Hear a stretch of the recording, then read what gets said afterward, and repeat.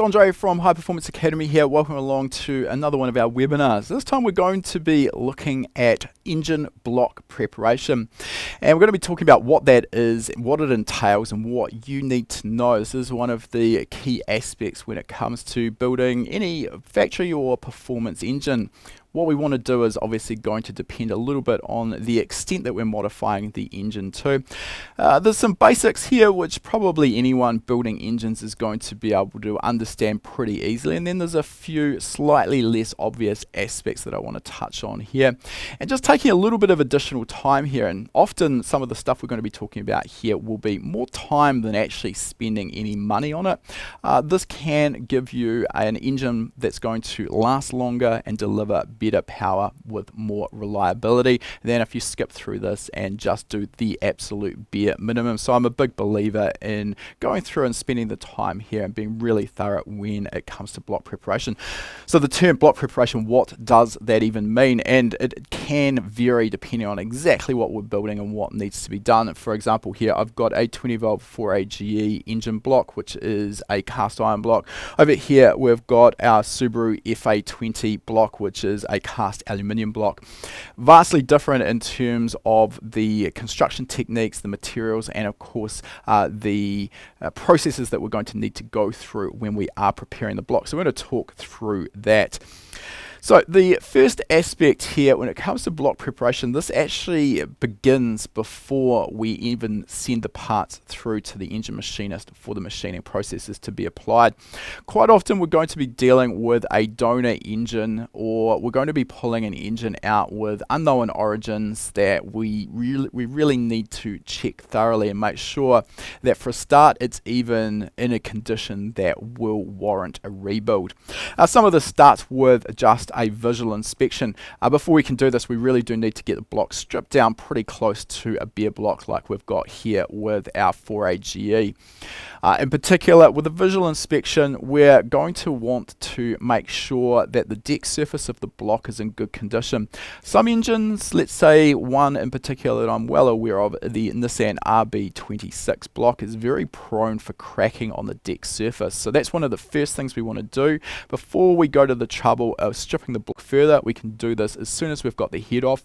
We can just clean off any remaining head gasket material using the likes of green Scotch-Brite and a little bit of brake clean, and we want to inspect around all of the holes in the deck surface of the block and make sure that there isn't any visible cracking.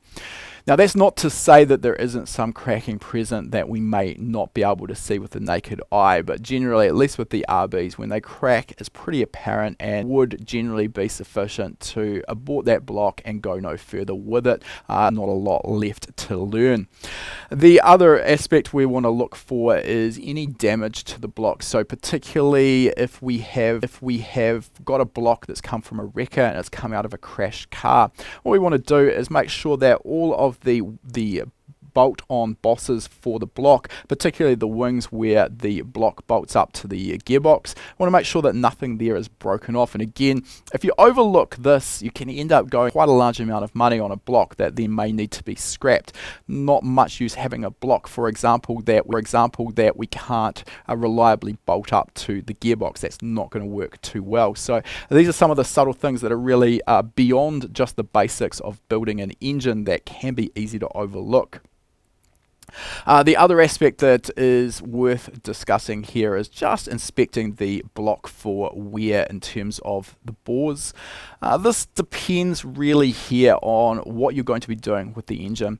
Normally, if you are going to be boring and honing the block to a 20th thou or first oversize, you can normally clean up quite a bit of damage. But what we're going to be looking for is, particularly in the bores themselves, we want to see if there's any noticeable scoring. Really easy way to do this is just to run your fingernail across the bore surface, and normally on the thrust face is where you're going to find that damage. And if you can feel that scoring with your fingernail, then that could be problematic. Quite often you'll find that what looks pretty ugly to start with, when you run your fingernail across it, you can't actually feel it. It's a pretty good indication that that's going to clean up. At the same time, we actually fell into this trap when we were building our SR20 VE turbo engine for our 350Z. We ended up getting a donor SR20 block.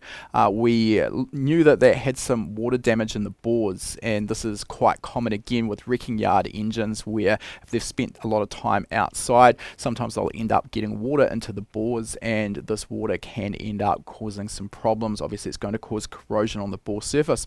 Now on face value we knew that that was there, but we did expect, considering we were going to a 20 thou oversized piston, that it should be sufficient. Turned out that it was a little bit deeper than we thought, and even at first oversized, that scoring, the corrosion damage to the bore was still present.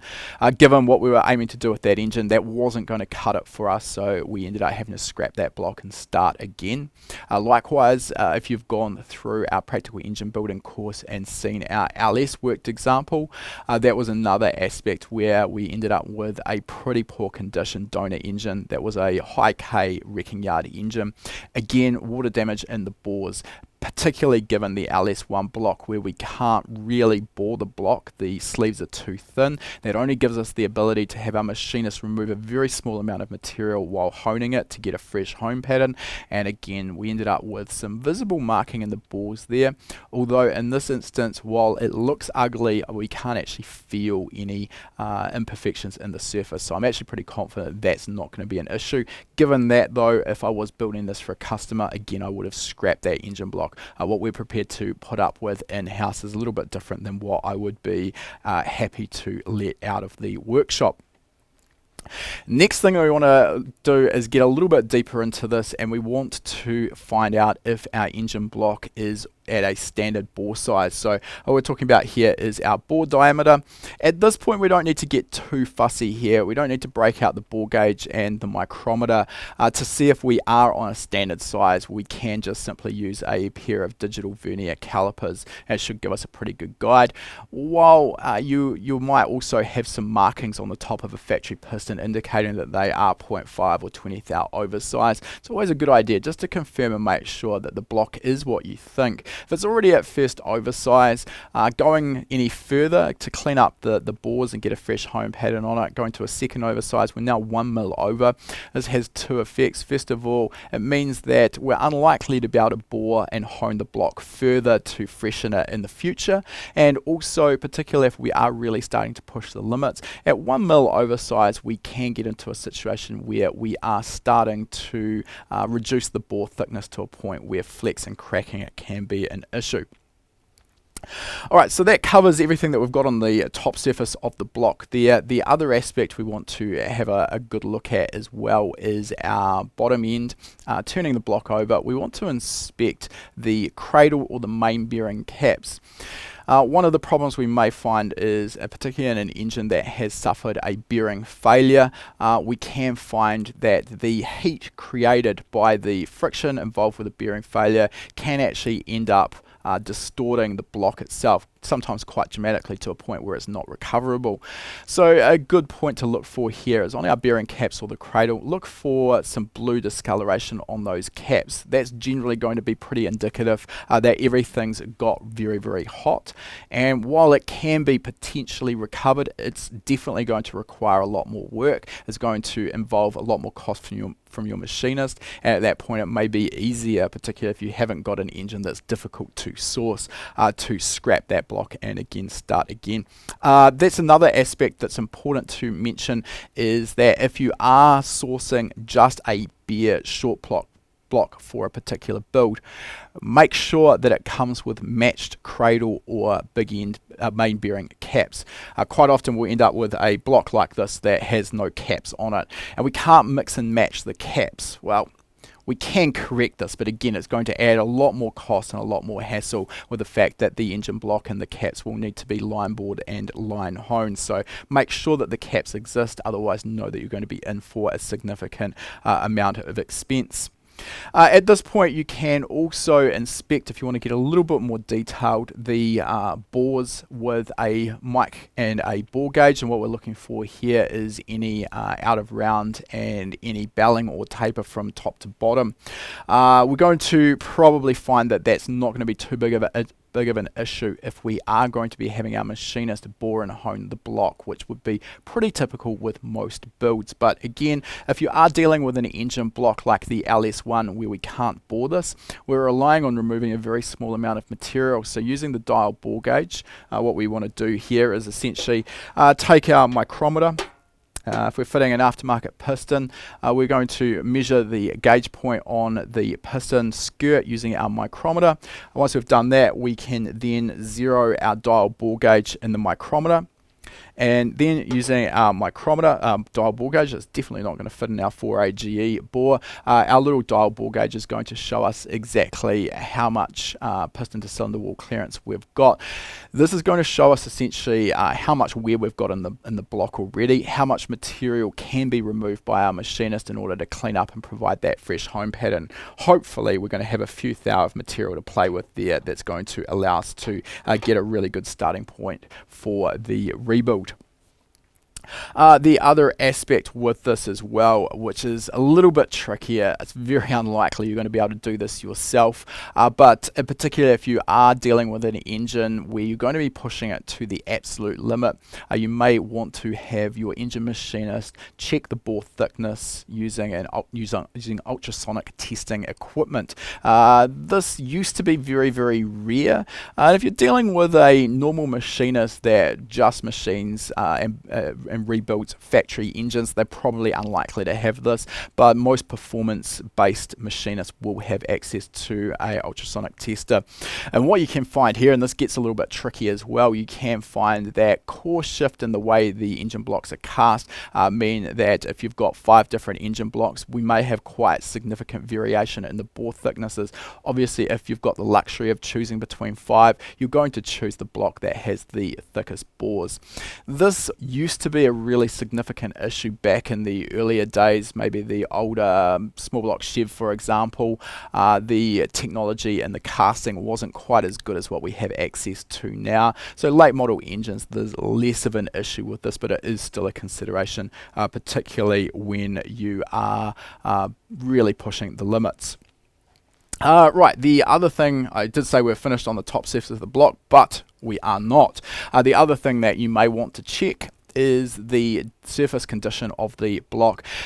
This is something that most home enthusiasts would probably leave to the engine machinist, but it isn't that difficult to do. If you've got a decent machined straight edge, you can check diagonally across the block surface. You'll actually find in the workshop manual it shows you where to make your measurements using a heavyweight machined straight edge and some feeler blades. You can actually check for any surface irregularities in the block.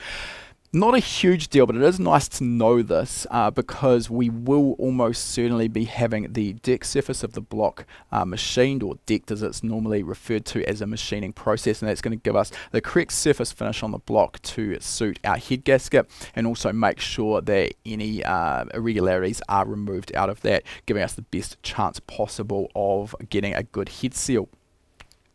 Alright, so let's talk now. We've basically at this point we've done our simple checks, we've done our basic measurements, our visual inspection on our donor engine, and we know that we've got an engine block that is worthy of at least persevering with.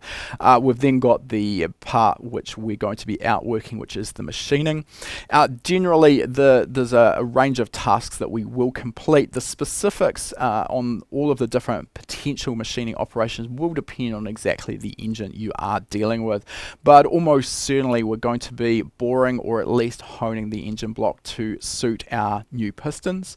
Even if you are keeping your existing pistons, you're generally going to at least be having the block honed so that you've got a fresh home pattern for our new rings to bed on. On top of that, the machinist will also apply a small chamfer to the top of the bores. So this is just a very light chamfer, only runs down a couple of millimeters, and it's just enough enough to help us when we are installing the pistons into the top of the bore, to help the rings to go into the bores nice and cleanly without getting caught up on the edge. But again, that's not something we generally need to worry about. That's something that our machinist will be doing. Now, one of the common techniques that I do recommend in most instances when it comes to honing or boring and honing the block is to use a torque plate.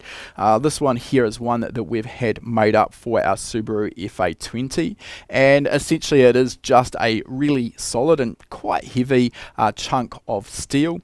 It's been CNC machined, and obviously it's not going to work too well on a 4AGE, but if we just go to our overhead camera, you kind of get the idea. That's going to go on the deck surface of the block. It gets bolted on using the exact hardware that we are going to be using when we bolt our cylinder head down. You technically should also be using the same head gasket as well. The head gasket can affect the distortion in the bores, and what this is going to do is replicate the distortion that will be in the bores when the cylinder head is bolted down. The idea, of course, here using the deck plate, what we're trying to do is make sure that when the engine is actually assembled, our bores are as close to round as we can get. It's not much use if the bores are perfectly round sitting here on the bench with the cylinder head removed when the bores are going to distort and maybe pull quite significantly when that head is bolted down. We don't really care about it sitting here without the head on. What we want is to replicate all of those forces and get the best possible result. Now, how much the bores will distort is going to be very dependent on the particular engine you are building. Where the head bolts are kind of Siamesed into the bores, you can expect quite a significant amount of distortion. On the other hand, if we just switch over, try and get this arranged here, we switch over to our iPhone camera for a second here. This is the top of a Subaru FA20 block. This is a stock one, and you can see that this is what's referred to as an open deck block. The sleeves, the bores are completely separate to where our head bolts go. So with a block like this, generally we don't expect as much distortion when the head is installed, but still there's no downsides with having the torque plate on during the boring and honing process. One step further than this, and this is something I haven't had done myself, but there is another process which is referred to as hot honing, and this is where coolant at a high temperature, normal engine operating temperature, maybe 18 to 90 degrees C, is run through the water jacket on the engine during the honing process. So this is again trying to get one step closer to having the absolute exact operating conditions the engine will see when it's at temperature and being operated. Some intricacies around that though, because of course as the engine block heats up, it's also going to grow, so things like the piston to cylinder wall clearance that we're targeting cold at room temperature will be quite different to what we're targeting if we are hot honing the block, and that's something that engine machinists that have that technology will have done the hard work to know what a hot clearance works out to at cold and vice versa. Okay, so we've dealt with our boring and honing process and the chamfering. We've talked about the torque plate.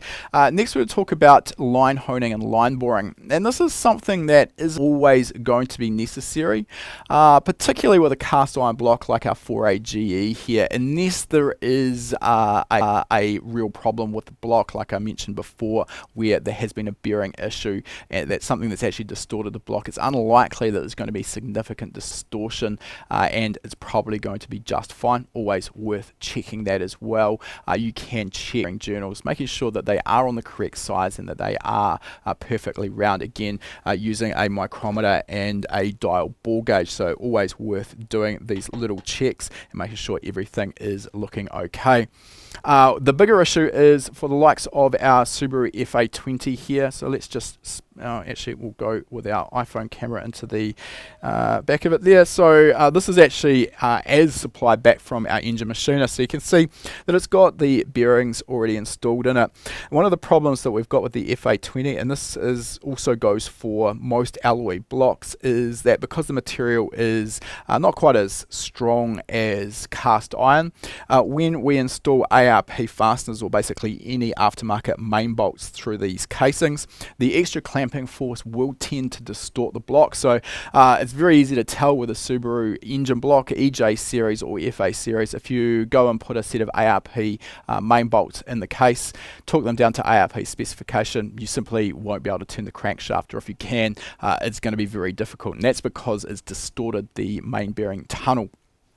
So with an engine block like this, it's really important to have the machinist line hone it. That line honing process basically just gets our main bearing tunnel back onto the correct size and makes sure it's all perfectly true. Out of shot behind me, I've actually got a Honda B18C engine, and that's exactly the same situation. It's an alloy block using a cast iron cap.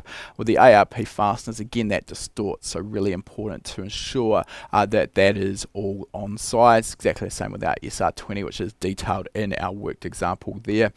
So line honing is generally enough to clean up very small distortions like we'd expect in that situation. If you're going to fit an aftermarket bearing cap, or you're swapping bearing caps because you've got no option from a different engine, you're probably going to have to go one step further, which is the line boring process. So this is very similar to what we do with our bores. If we need to remove a significant amount of material, then we start, or our machinist will start by boring, and then once the bores are within sort of a close tolerance to our finished size, it's finished off with a hone, which gives us the right surface finish in the engine block case for the bearings to run against. So this is something we struck in our Toyota 2JZ worked example, where we fitted a set of Titan main bearing caps to the 2JZ block. Factory at 2JZ caps are known to fail around about 900 wheel horsepower. The Titan caps, unfortunately, were really quite disappointed. The sizing is just so far out, it's not funny. They're supplied about 2.5 millimeters smaller in diameter than stock, so there's a significant amount of material that needs to come out. Interestingly enough, because we went through this process with the engine machinist during the Toyota 2JZ build, and the line boring and line honing process is maybe not as dialed in and as scientifically accurate as you may think. There's a little bit of an art to that to get everything on size and make sure they're all perfectly concentric. And again, this is we're dealing with a quality machinist that's got a lot of experience in this, will pay dividends. The next process that we'll deal with is decking the block surface. So as I've already mentioned, this is what's going to clean up the block surface, any irregularities there. Generally, we're only removing a very small amount of material, maybe a couple of thousandths of an inch, just enough to get back to the right surface finish. So this also makes sure that the deck surface is parallel to the sump rails, and also that the deck surface is basically making sure that our bores are perpendicular to the deck surface. One of those checks to make sure that everything is where it should be, part of that blueprinting process. Also just want to mention, just because I've got the opportunity to talk about this here with our two FA20s, one of the options that is pretty common in place now on open deck blocks is to use a deck plate to basically convert it to closed deck. So what I'll do, we'll just come back and have a quick look again at our FA20 stock engine block here. So if I can get my iPhone camera to be a little bit more stable, that should do it. So obviously, again, we've already looked at this, but we've got nothing linking the bores to the outside of the block. Now that's not an issue in a stock powered engine, but it quickly becomes an issue when we're running very high boost pressure. What this can do is the cylinder pressure can actually make the bores essentially move around very slightly, and this can have an effect on our head gasket sealing, and then also we can get into problems with our bores splitting. Alright, so what I'll do is I'll just turn this around and we'll have a look here at what we've done on our other FA20 block. So it's probably a little bit hard to see. There is a very fine line that runs around here. What we did, Zach, who used to work for us, has a CNC mill at home, which is quite fortunate, mainly for us. And what he did was scanned the FA20 block and basically designed a model in Fusion 360, and then ended up running a CNC mill right around and cut a nice finish on that block then basically used that same model to create this deck plate. There's about a 1 thou interference between the deck plate and the block. That just gets lightly pressed in, and obviously, as you can see there, it gives a lot more support to the bores. So this is a great way of improving the strength on a factory open deck block, albeit it is going to be reasonably expensive. There are companies out there as well. The name escapes me, but there's a company, at least in the US, that specializes in doing these deck plates for a number of popular engines. What I'll try and do is remember that and link that in our forum as well. I just want to mention as well, I think these have fallen from favor a little bit, but back many years ago when I was running my old workshop, a common upgrade for the Honda B series engines was a block guard. It's similar to the deck plate, but slightly less sophisticated. The block guard is designed to basically just push into the cast finish between the bores and the outside of the water jacket. I'm not a big fan of those. They don't give the support that the deck plate does, so they don't really do the job that you are hoping for in the first place, definitely not as well.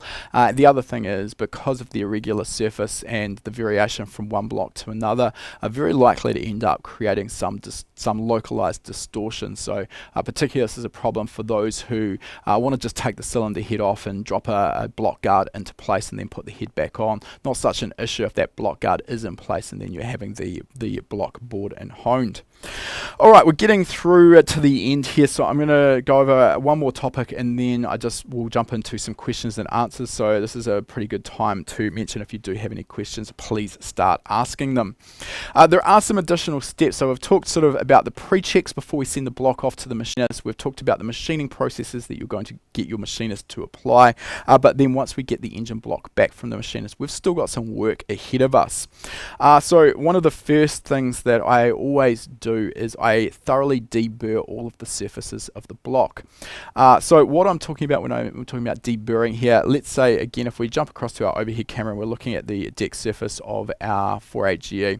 So what we're going to find is when the engine machinist has decked this surface, we're only removing a small amount of material, but what we will end up with is some small burrs around all of these openings here. So we've got our water jacket, we've got our oil passages, our oil return, as well as our head bolt holes. And what we want to do is make sure that none of those little burrs of material can break off and go through the engine. It can end up causing some really costly damage. It's really easy to deal with this. I simply use something like a battery powered die grinder. This one is a Dremel with a little carbide burr on the end of it, and all we need to do, if we go to our overhead camera again, is we can just run this gently across the irregular surfaces. It doesn't require much effort, and we're just going to apply a very light stamp for just removing any of those little burrs that are left there. Really important, it should go without saying, when we are doing this, we need to be very careful, because if you slip and that skips across the deck surface of the block, you're going to end up potentially costing yourself a lot of time and money, because you're going to have that decked again to clean up that mistake. So once we've done this, the next thing we want to do is also deal with the sharp edges on the outside of the block. So again, if we come to our overhead shot, so while it's not super critical, and this isn't really about the engine reliability itself, we're going to end up with quite sharp edges around the outside here. This goes for the sump rails as well, basically any of the sharp finishes. I like to, as a matter of course, go through and break these down with a slight chamfer as well, and this just helps you stop from cutting yourself, if nothing else, when you are dealing with the engine. Very easy to do that on a sharp machined surface. The more important aspects really come on the underside of the block, and so that I don't have to struggle here and flip this thing over, I've got a couple of photos that I want to show you. So this is actually out of our engine building course. This is the Toyota 2JZ block. So there's a couple of things we can see here. This is one of the main bearing caps, and we can see this is a parting line in the casting. Not necessarily a problem. These will vary dramatically from engine to engine. In some instances, we can get some quite thin sections where all it takes is a little bit of pressure with a sharp screwdriver or something similar, and you actually be able to break away some of that casting flash. Now obviously this could be really dangerous because particularly in a high performance engine there's going to be a lot of vibration and flex that isn't going to be there in a factory engine. Some of that casting flash can break away and go through the engine again, causing you damage. It's a little hard to see, and you've got some more of this in the background here. So I like to just thoroughly examine the inside of the engine block, looking for any of this casting flash, and anything I see like that I'm going to remove. A couple of ways we can remove that. We've got a air-powered pneumatic die grinder here. Again, this has got a carbide cutting bit on it, burr. These are also available. Try this under our overhead shot here. We've got a variety of different shapes here. So some of them are square on the end, like this one here, and then we've got some more rounded ones, just depending on where you want to get to. So it makes pretty quick work of removing all of that material. The other option is to simply use a power file. Power file, as you'll see in a second, this one's got no belt on it, so it's not actually going to file anything, but gives you a better surface finish. Limiting factor here is you can't always get the power file into some of the tighter spots that you can with a die grinder. So just a good idea to just take the time and thoroughly check your engine. Now, we don't need to get a polished finish to the inside of the engine block. I have seen the occasional photo back in the hot rodding days, more so than now, where people have really probably put in 40 hours of work and got a polished finish to the inside of the engine block. That's nice, and there may be some advantages, particularly in terms of oil return back into the sump, but it's definitely not essential, and you sort of get to a level of diminishing returns from all of that work.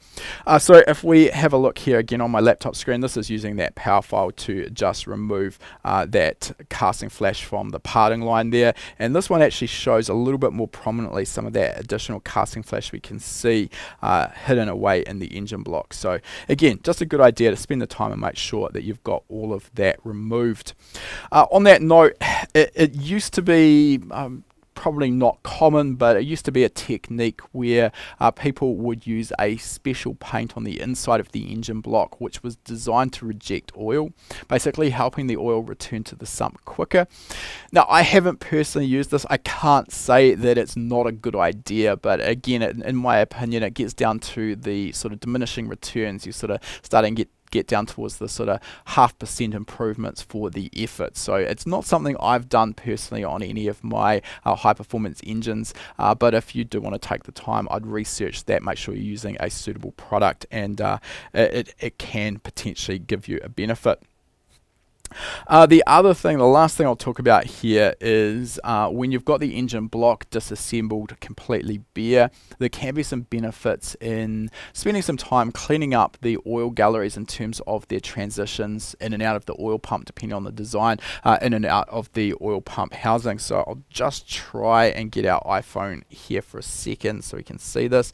A little bit tough to really make out, but we've got our oil feed out of the main oil gallery, and this one actually isn't too bad, but sometimes these will be on a 90-degree or a very sharp angle, and spending some time in there with the die grinder can help improve the oil flow. I won't dwell on that too much. If you do want to learn more about that, we've got a complete webinar that covers that. You can find that in our archive if you just search I think oil improvement or engine block oil or something of that nature should find you that webinar. Obviously, the last part, though, once you've done all of your work there, you're going to end up with debris and grinding dirt and dust throughout the whole engine. So it should go without saying there, a thorough cleaning, removing all of the gallery plugs for all of the oil galleries, and making sure everything is spotlessly cleaned is essential. And with engine building, you cannot have an engine that is too clean, so it's really important to be completely thorough there. Right, we'll jump into our questions now. So if you've got any more questions, please keep asking them.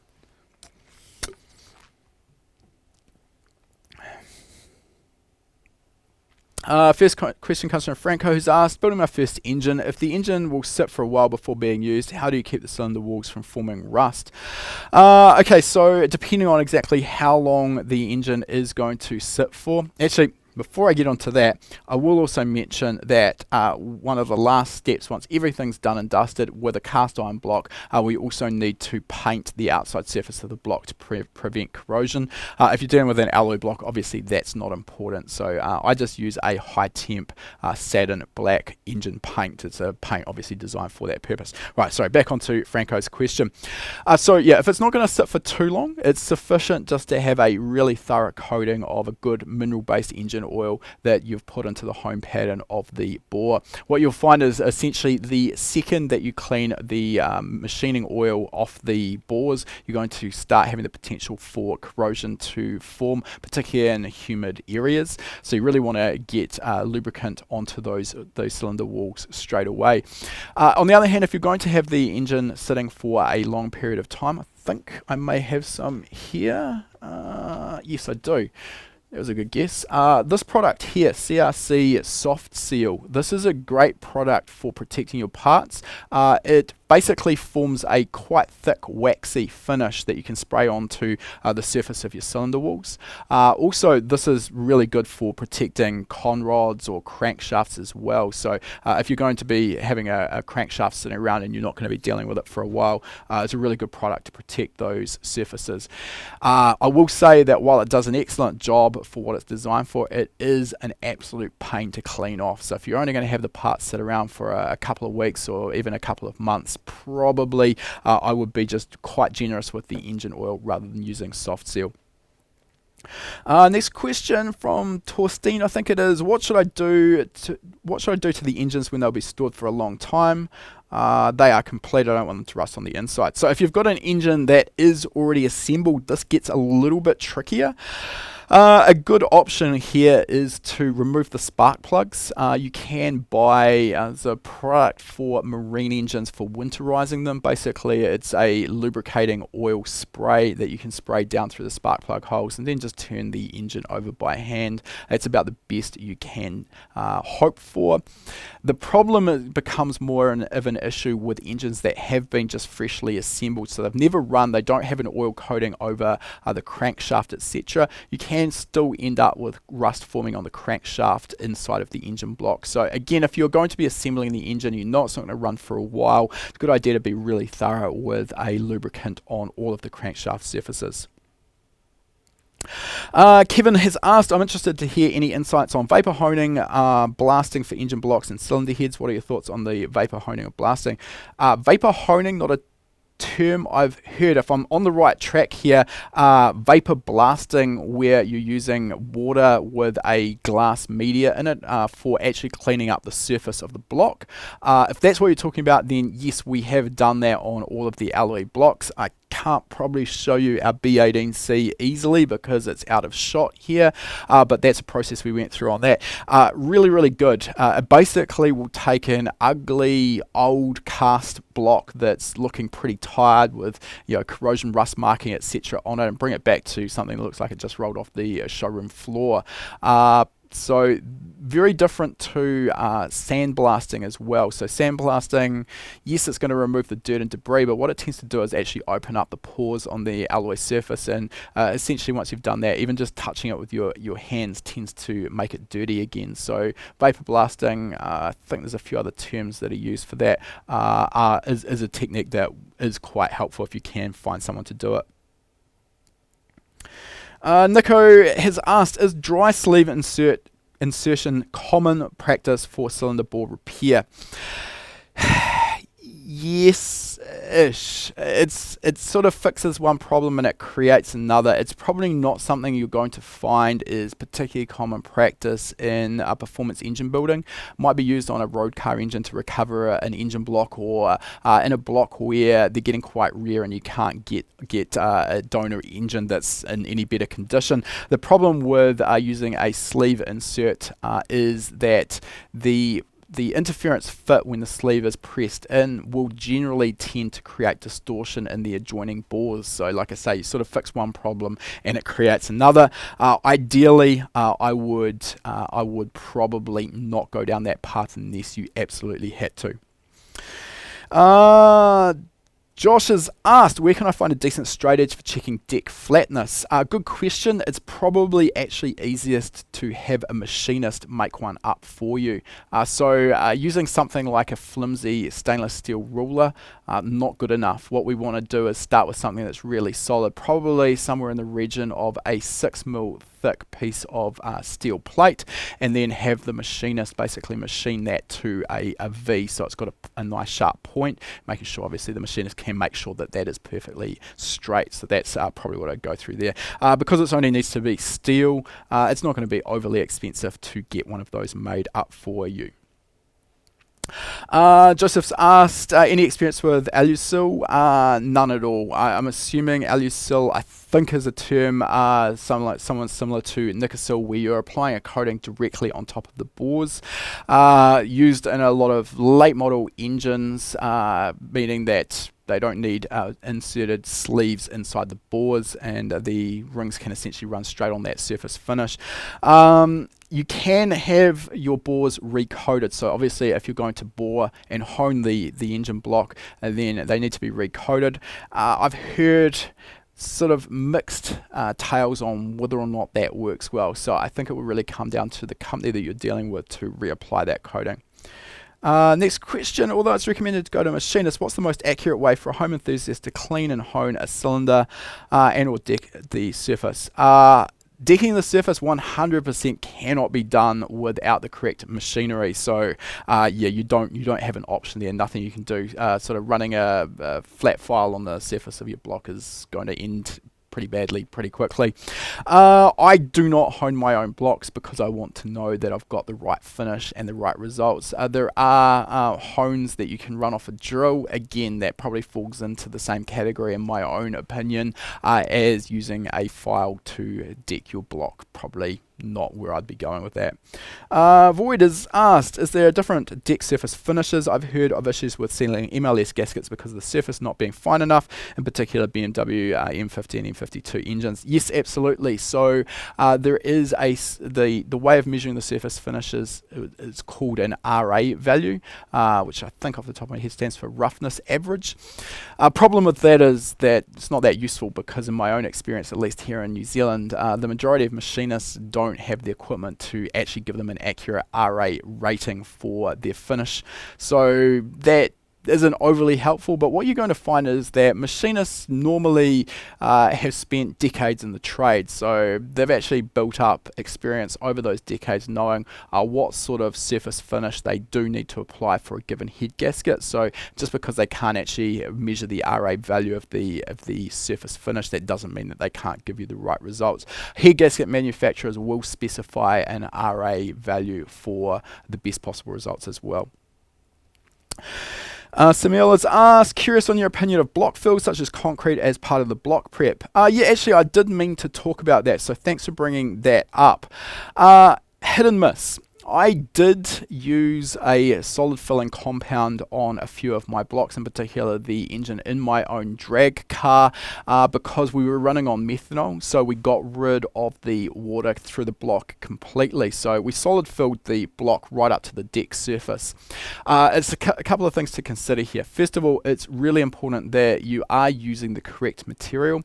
The one that I used was a Moroso product. It was designed specifically for solid filling blocks. The idea with it is that you want to make sure it has the same thermal expansion coefficient as the material that you're using, and obviously that differs between alloy and cast iron as well, so really important to make sure you've got that right. The problem comes with a lot of people I know will part fill the engine block where they've still got a street car and they still want coolant in the block. So obviously that results in you filling the bottom part of the water jacket partially.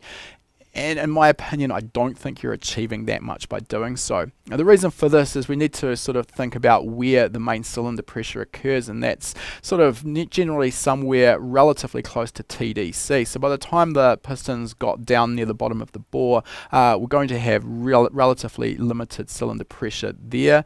And of course, that's where you're going to get down to that area that is solid filled. So I just don't think the value is there unless you're in a position where you can fill it right to the top. That's only going to work for very, very specific specific types of motorsports such as drag racing, particularly if you are on methanol. KT's asked, I have an H22A Euro R long block from a JDM importer. Many people do the balance shaft delete, and an NA street tune build. Does doing this hurt the life expectancy of the engine? No, it does not. So we also remove balance shafts on all of our 4G63 builds, assuming that you're also having the engine components balanced. I haven't noticed any reliability downsides to doing so. Next question, Pabriti, I think it is, asked, is it good performance advice to use graphite coated pistons for two-stroke engines? Hard for me to answer that. I do not deal with two-stroke engines, never built one in my life, so I can't speak to the specifics of a two-stroke engine requirements, unfortunately. That was just a taste of what we put on every week for our HPA Gold members. Our Gold members are able to watch these live and ask questions and get answers while we're presenting. After the webinars have been hosted live, they're added into our webinar archive where our Gold members can re-watch them at their leisure. We've currently got over 240 hours of existing webinar content covering topics on engine building, engine tuning and wiring.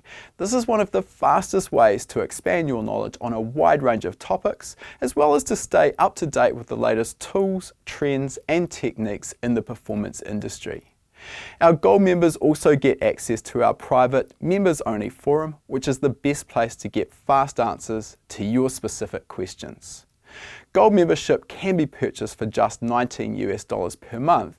However, you'll also receive 3 months of free access with the purchase of any of our courses. Click the link in the description to learn more.